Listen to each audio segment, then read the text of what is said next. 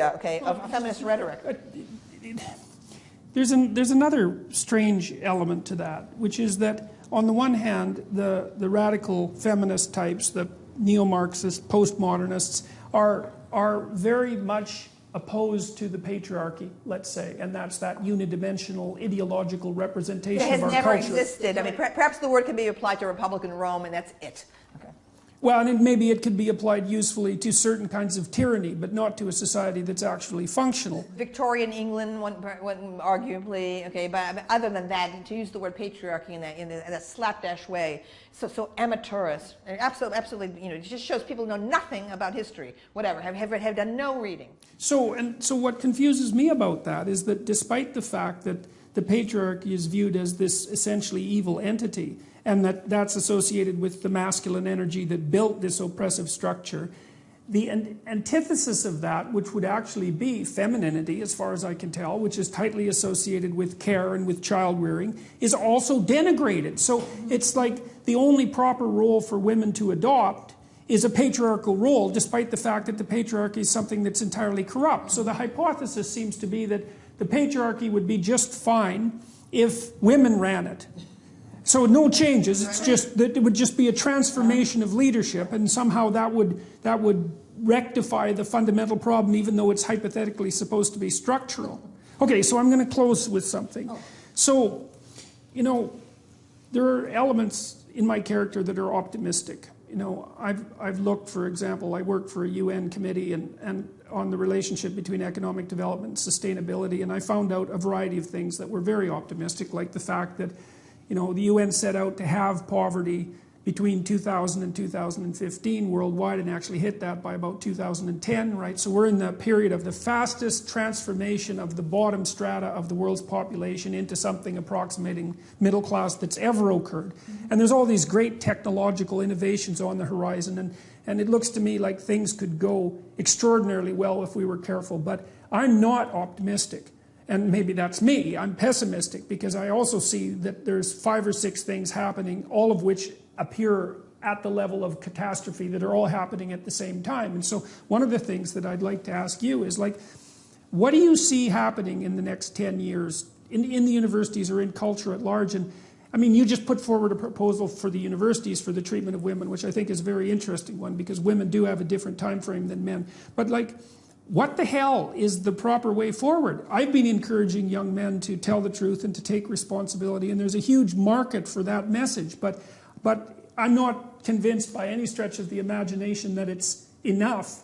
Like, when you look forward and you try to be optimistic, what the hell do you see? Well, in the largest scale, I'm concerned about the future of Western culture, because as a student of history, it looks too much to me like ancient Rome, okay, which became overexpanded, which became, it was at the mercy of bureaucratic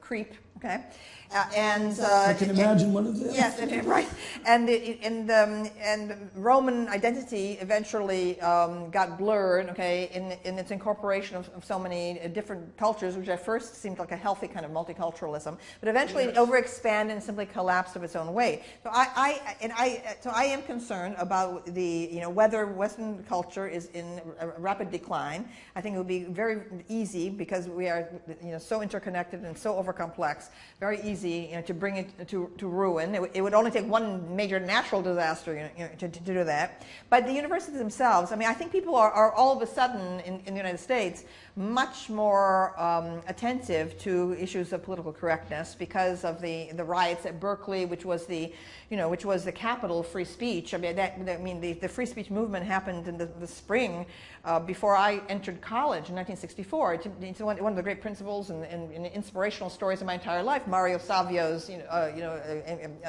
assertion of the supremacy of free thought and free speech. Yeah. So I think that perhaps we might just have turned a corner, but it's going to take a very, very long time for the university to be reformed. I feel that the cafeteria menu of the university curriculum has to be abandoned. That we must return to historical courses that begin in the earliest period, the Stone Age and antiquity. equity, in order to give perspective, to our present, to an analysis of our present culture, I want 50 to 75% of college administrators fired, okay, and the money be transferred over, okay, to faculty, into libraries, into instruction, okay. I think that obviously the way things are people are being trained right now, including at the public school level, okay, is I think the public school level has gone to hell. Okay, when my mother came to the United States at the age of 6, the old public school system was still very strict. And therefore, she had excellent education, got all A's in her, even though she started out not speaking English, spoke without an accent, etc. Okay, so today, this kind of feel-good public school education, which is a form of ideology and indoctrination right now. It's all about no bullying, okay, and so on, and not about anything. And not even seriously about no bullying. Yes, yeah. And so I can tell in my own students. I've been teaching for 46 years. So I can tell the slow degradation of public school education, okay, to the point now that the students have absolutely no sense of world geography, of world history. Okay, they know absolutely nothing. They don't know anything about wars. Okay, and the reality, the barbaric reality of most of human history. Okay, and what a that's triggering. Yeah, right. What a fantastic culture we live in, and so on. Now, identity politics itself has just got to stop. I mean, it was important once. Okay, I was a rebel against the WASP, hegemony. Okay, white Anglo-Saxon Protestant hegemony in American culture. It was suffocating. I was raised in the 1950s, right? When WASPs controlled corporations and education and politics and so on. And so identity politics was necessary once. Okay, we asserted gay rights, okay, with the Stonewall Rebellion of 1969. We asserted, okay, the women's rights with the rebirth of second wave feminism in the late 1960s, okay. But this endless, okay, preoccupation with a fragmented identity. We must return to the authentic 1960s vision, which is about identity coming from consciousness, which transcends gender, which transcends all these divisions of race, okay, and ethnicity, okay, consciousness itself, okay, right? There's no sense of that any longer. That's what the 1960s sought. Well, I see that as a complete abandonment of personal responsibility. Yes. Because that consciousness, I think, symbolically, and I got a lot of this from Jung and also from Erich Neumann, I mean, that's the great logos of the West, right? That's the transcendent principle, which is respect for the primacy of individual consciousness. And what goes along with that primarily isn't individual rights, although that's built into it. I mean, that's the reason we have individual rights, is for respect for that.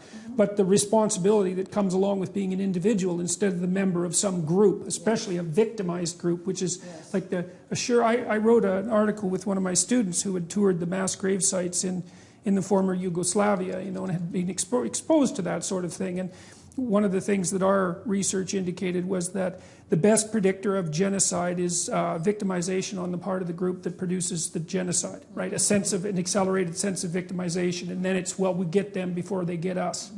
So, and everyone's being taught now that they're a victim, and no one seems to have any sense that, that's part of the essential tragedy of being, that life is suffering, and that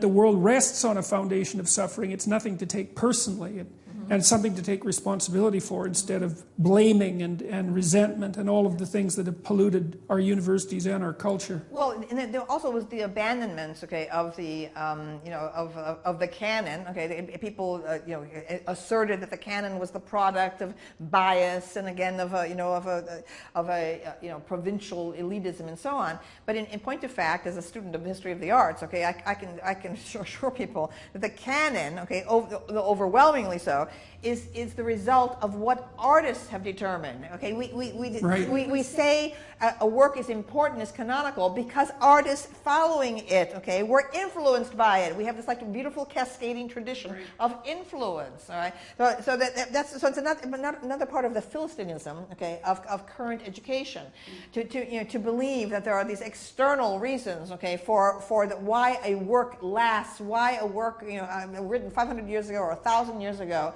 has global relevance. As if it's some sort of political conspiracy that's Yes, based right. on power. Yes, As if anybody could even manage that, no matter how nefarious they were. Yes, right. But also, we in the 60s had the idea, okay, that there was a human sensibility, okay, that transcended individual nations and so on, right? And that there was this like rubric for cosmic consciousness, okay, this sense of the universe as a whole, and to see the human being in relationship to great eternal principles of life and death, mortality, and so on. Whereas Marxism is blind. Marxism is very narrow. All it sees is society. Okay, it sees nothing beyond society. It doesn't see nature. Okay, I mean it's absolutely mad. Okay, how you can have a system being taught, okay, in universities, right, which thinks that this tiny thing of society, okay, compared to the enormity and beauty of nature, okay, it should take all of our absorb all of our energy and attention. So I mean I just think that there's like a parochialism, a provincialism, now a kind of systematized elitism in our current education has got to be rooted out. And I want to return to basics, great simplicities. All these faculty members teaching their little tiny courses that has to do with their own specialty. That's got to stop. Okay, people can pursue whatever they want in their private research as scholars. Okay, certainly that's necessary, but they must teach in the core curriculum. And people must decide what is crucial for an educated person to know. I do want a multicultural. I do want a global curriculum. Okay? I want all the cultures taught. Okay, right? This is not the answer. Marxism, this neo-Marxism in the universities, okay, is simply it's lazy. It's a lazy way to assert multiculturalism without actually doing the research and the study of other cultures. Okay. All right. That's a good one to close on. We agreed on everything. I knew it. All right, great. Thank you very much.